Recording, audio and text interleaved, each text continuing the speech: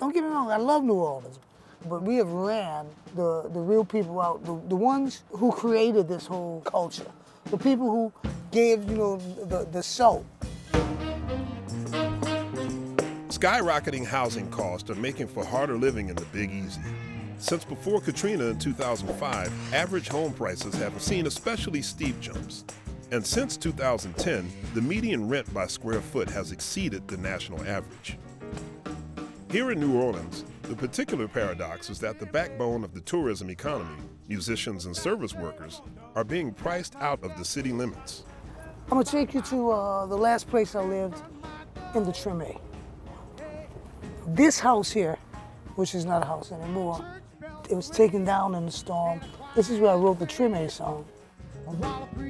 John's Treme song, playing right now, became the theme song for HBO's Treme, a show about rebuilding New Orleans after Katrina. Ironically, though, the guy that wrote the theme song for Treme feels he can no longer afford to live there. 3 years ago, John made the hard decision to move outside the city limits.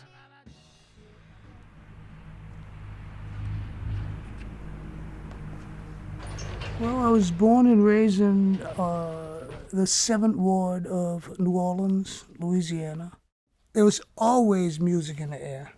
And out here, listen, nothing. I would have probably bought something in New Orleans if I would have found something that I thought was worth the value, for the money. I've seen from 2006 prices of homes going from $40,000 to $350,000. Now John lives out here across the lake in Lacombe. Back in New Orleans proper, the fruits of New Orleans recovery have been distributed unequally. The hospitality and tourism industry is the biggest employer in town, but its average wages are some of the lowest, and the average musician makes even less. At this point in time, we're really facing a crisis. We've got about 1/3 of the renters here in the city that are paying more than half of their monthly income for housing costs.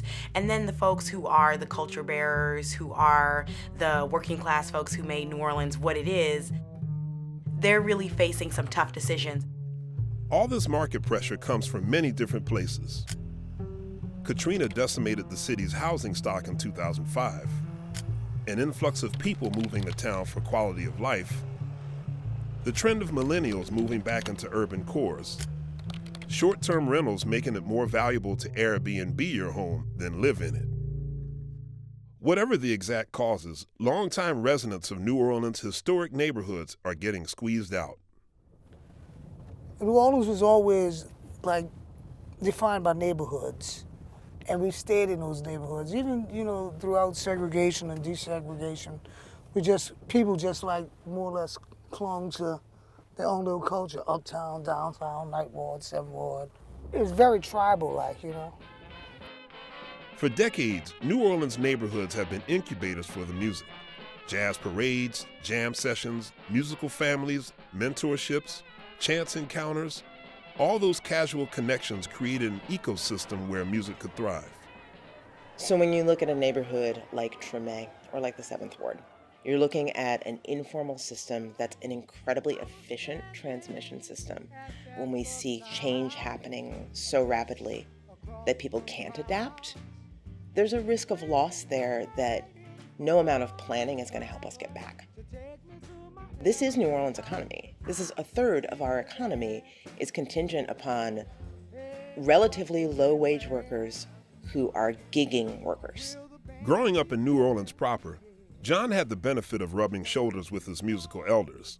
But today, it's harder to return the favor if he's commuting 45 minutes each way. Still, it's not just the music that could suffer. Musicians need homes, so do bus drivers, so do teachers. Who's gonna clean the hotel rooms? Who's gonna cook your crawfish etouffee? Who's gonna clean out your bidet?